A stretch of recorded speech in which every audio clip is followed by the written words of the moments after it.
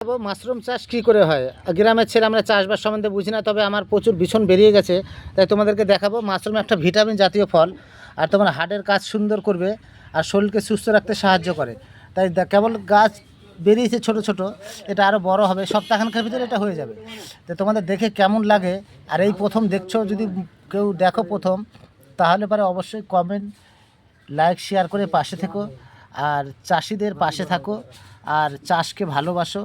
এখান থেকে আমরা খাদ্য পাই, এখান থেকে আমরা ভিটামিন পাই, আর খুব সুন্দর সুন্দর আরও বড় করে দেখানোর চেষ্টা করে। দেখছো কত সুন্দর হয়ে উঠেছে, আর পুরো জায়গাটাকে এরকম অনেক বড় ক্ষেত, আর পুরো জায়গাটাকে এরকম করে আমি দেখানোর চেষ্টা করছি।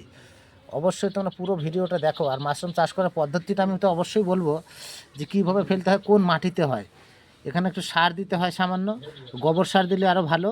আর গোবর সার না দিলে পরে অন্য অন্য জায়গা থেকে যে সার উৎপাদন হয়, সেখান থেকে যদি সার দিতে পারো তোমরা, আর হালকা হালকা জলে ছিটা দিতে হবে, এটা পুরো জল দিলে পরে মরে যাবে।